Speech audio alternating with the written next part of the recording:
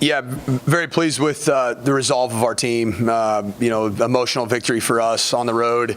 I think we're one of 6 teams that started the season out of Division I FBS teams. 130 teams. We were one of 6 teams that started the season out with 3 true road games. And for us to finish that opening stretch of 3 out of 4 on the road against the quality opponent that took Notre Dame at Notre Dame Stadium to the wire and scored 24 points against Ball State and won by 8.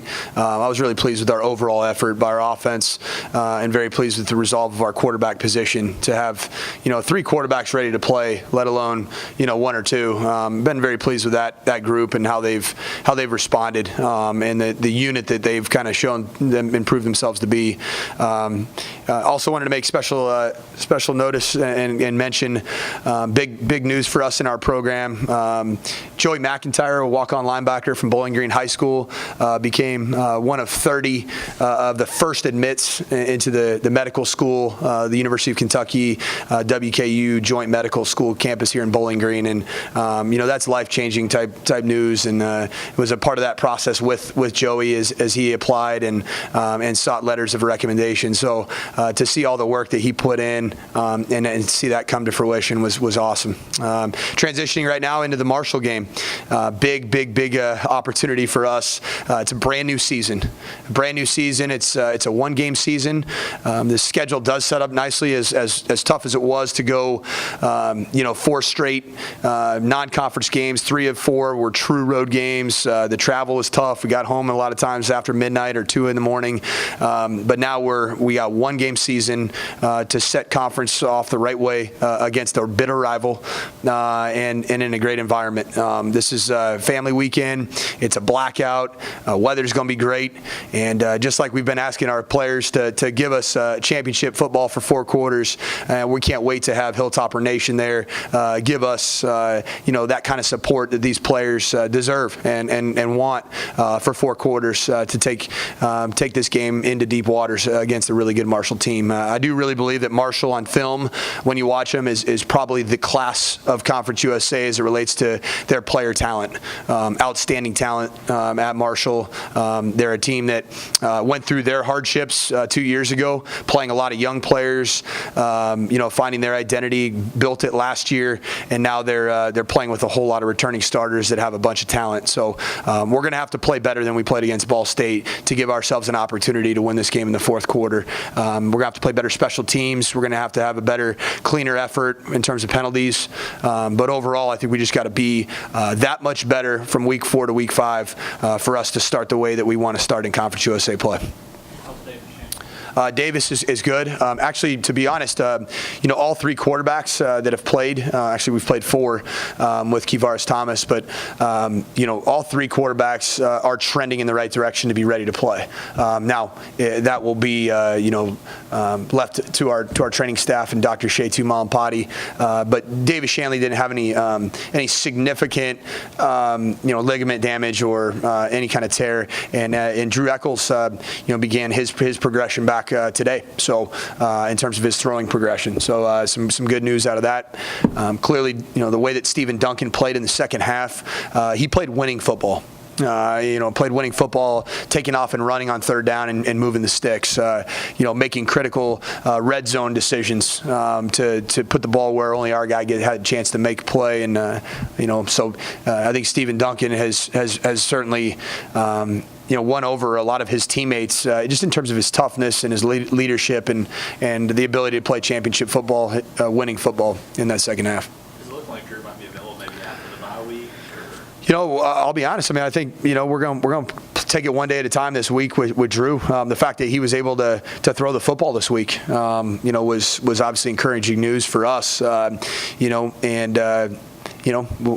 take it one day at a time and progress as we see fit. So, he's not in any type of preventative, device anymore to immobilize, movements, and he began his throwing progression. So, feel good about where Drew's at, and then Shanley as well. He threw today.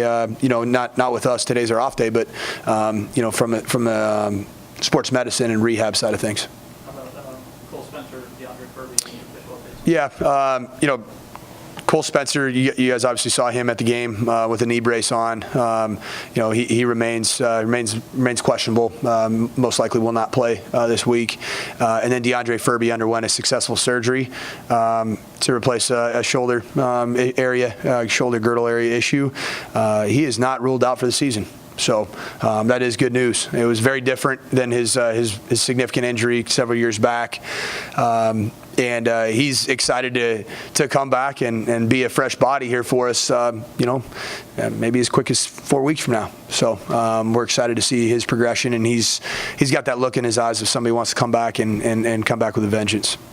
If Davis, if all the quarterbacks are healthy, what do you do at that position right now? How are you breaking that down as far as who's going to be on the field? Well, Brad, I'm going to give you the answer that I have to. We're going to really see how it goes in practice. Truly are. We're going to see how the availability, obviously, of each one of them is going to be a big part of that equation, and then the productivity of them.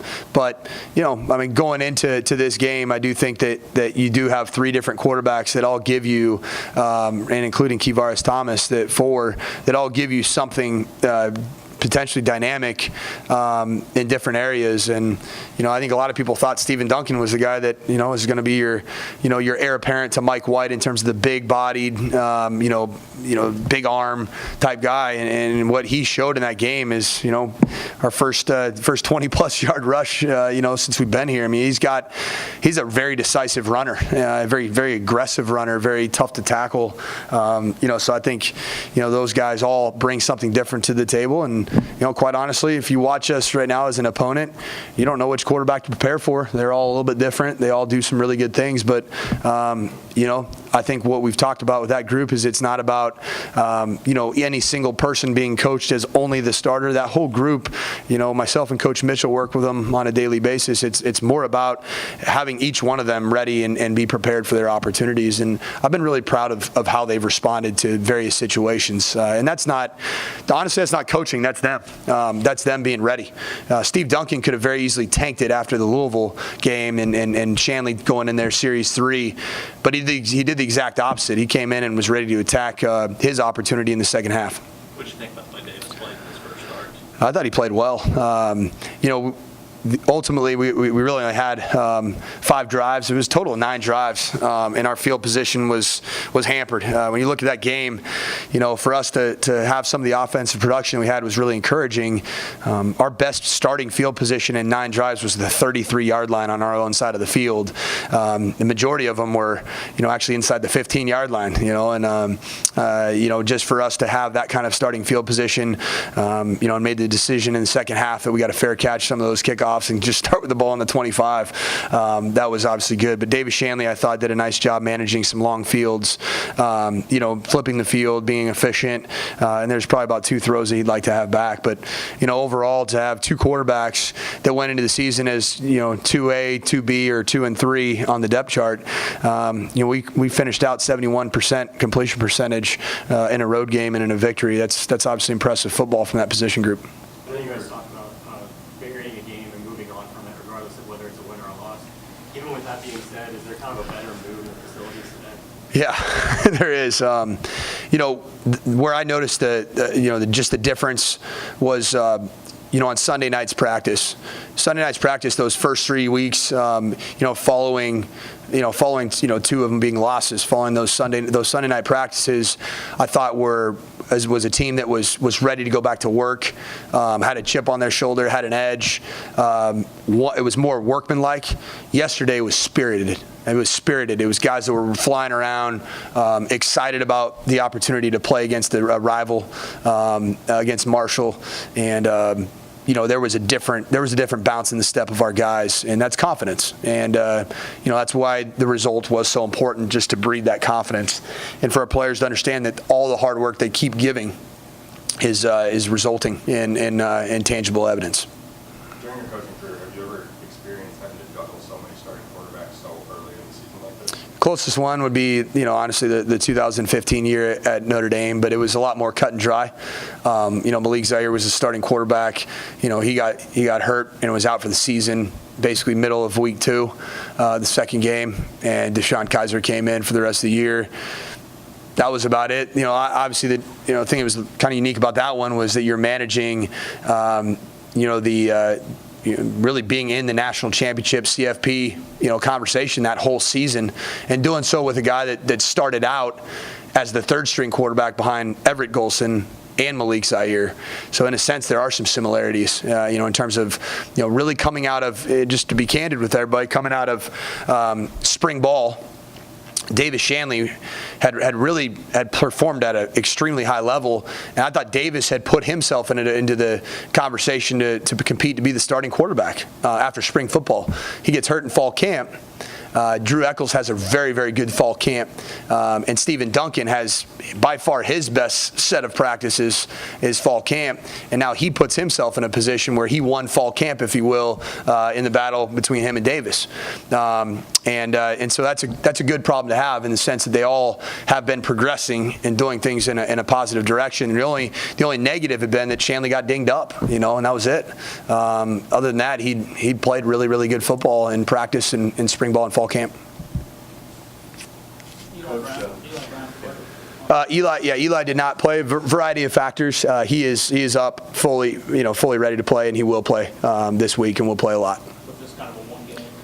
Yeah. It was just he's back up and playing this week. Mike, got to ask this on behalf of Morgantown. You ran the time after the game when you ran a great punt. I'll be honest, I said there when Coach Sanford's got some stones, and obviously it worked, but you obviously have a lot of faith in Rex Henderson, and he's someone that obviously I know how good he is from high school. What do you like about coaching Rex? Well, it's funny. I was texting with Steve Spurrier Jr. about the amount of quarterbacks from his position group meeting room last year that are playing. You think about this. I mean, he was a part of recruiting Kevaris Thomas. He's played. Davis Shanley was a redshirt in that meeting room. He's been playing. Drew Eccles started games. Steve Duncan, and now Rex Henderson actually takes a snap.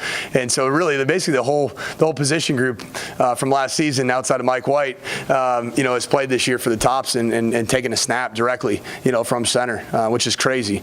But Rex Henderson's a great player, and he's I told him when we made the move from quarterback to linebacker.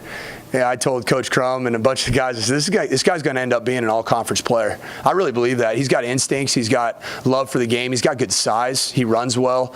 And for him to have that opportunity, it was interesting. It wasn't just a one-play type deal. We give out, after victories, we give out awards on special teams. And not only did he get the game breaker play of the game, on special teams, he actually was our top production player as well. Had 3 production plays on special teams.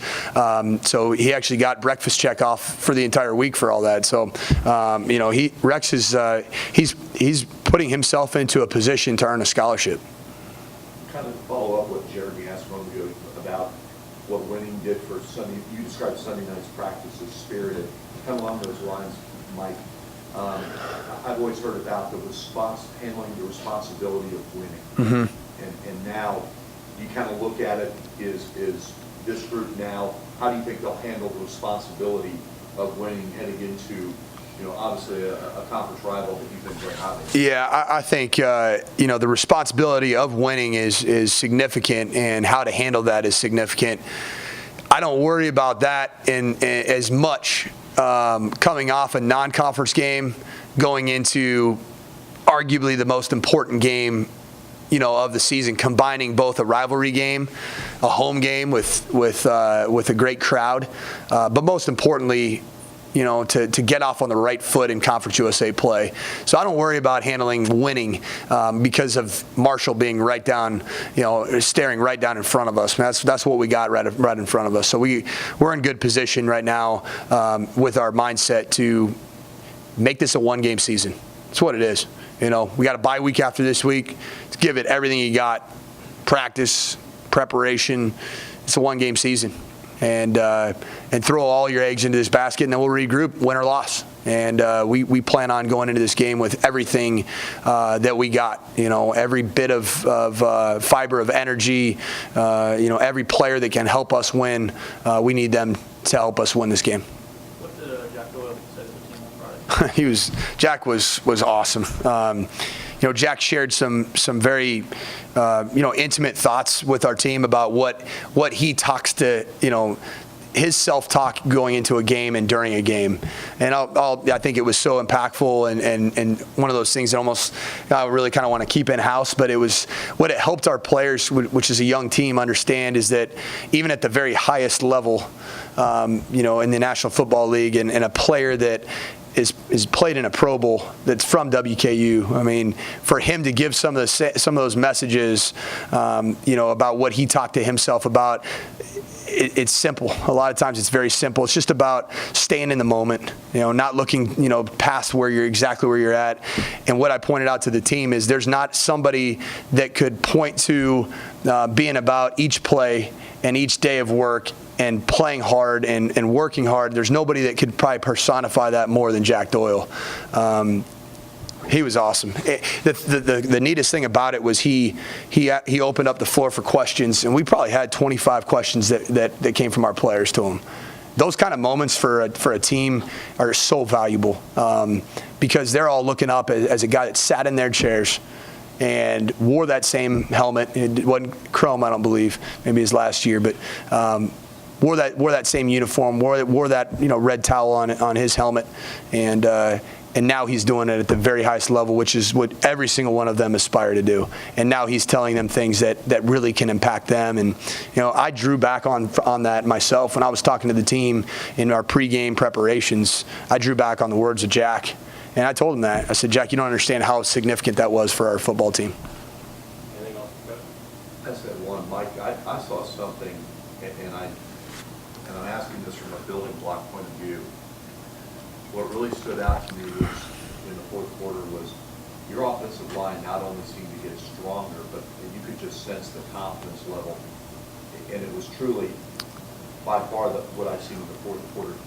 Going back and looking at the video, did you see that? And is that something that unit, and under adverse circumstances with Spencer being out, can you see something that they can build on that? I do. The offensive line's also had a next man up mentality, right? No matter, I think that group is getting so tight, so cohesive, and their identity and their calling card is just on being tough guys.